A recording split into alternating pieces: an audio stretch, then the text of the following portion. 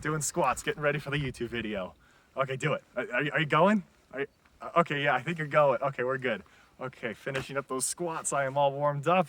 So I've been getting a lot of questions about the Subaru and my build.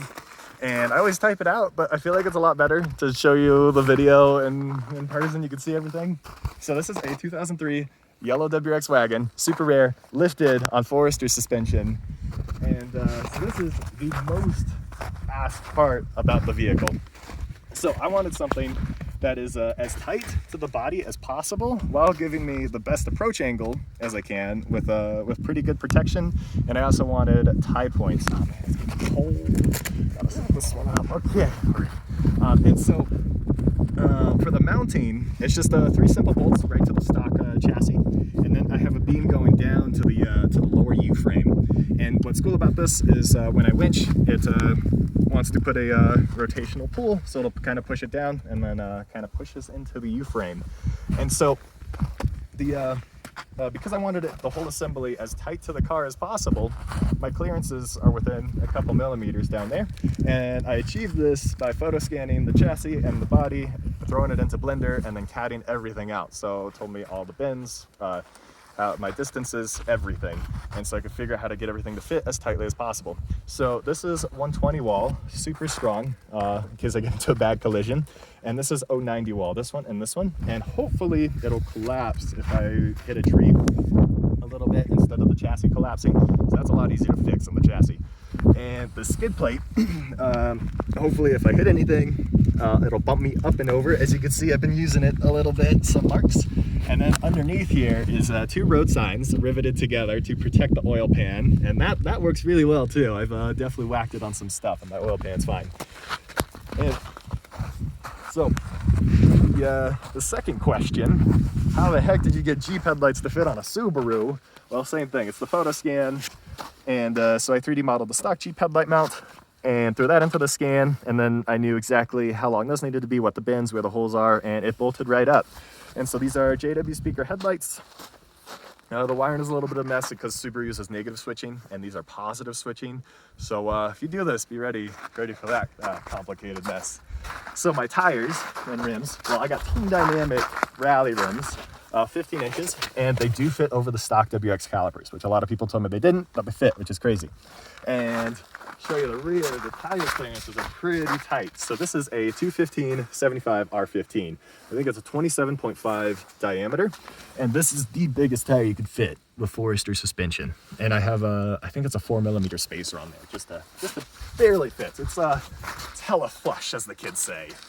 And so this is the other coolest part about the Subaru is my whole rear bumper assembly. And same thing as the front. I definitely wanted a function first and then form on top of that. But there's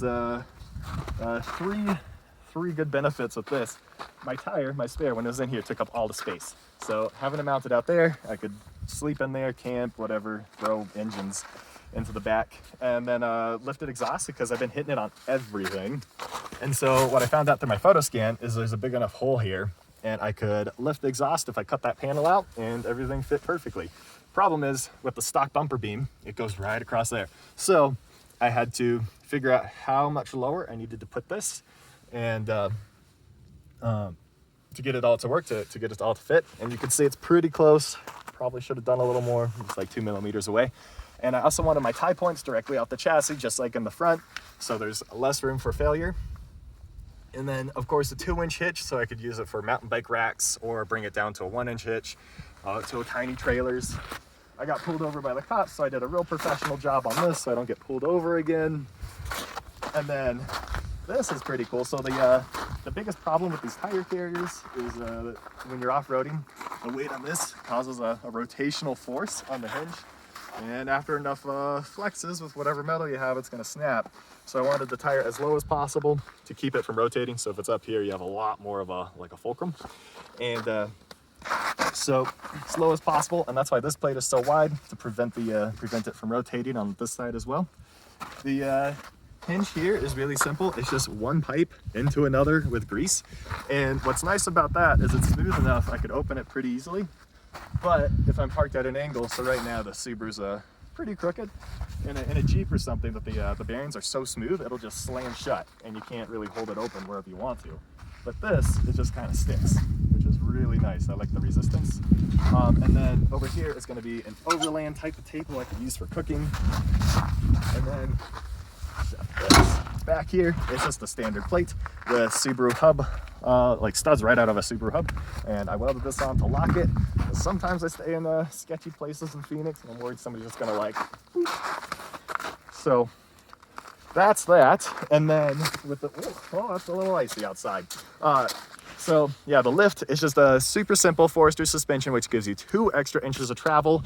The problem though is it brings this wheel pretty far forward, so you need an Outback, I think it's the lateral link, the one going this way, mount from an Outback. It'll bring it further back enough where you have enough clearance, it doesn't really cause any problems. I had to remove my side skirts.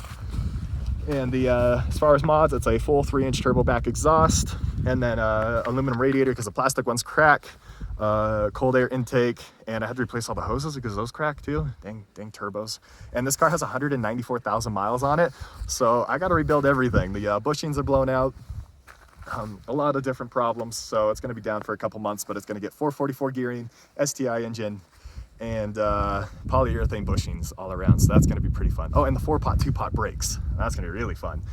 So if I missed anything, let me know and I'll try to answer it in the comments, and I'll try to keep all of you updated on this build. So if you're interested, you can follow me on Instagram, jared.samuelson, or subscribe to YouTube and post some more content there.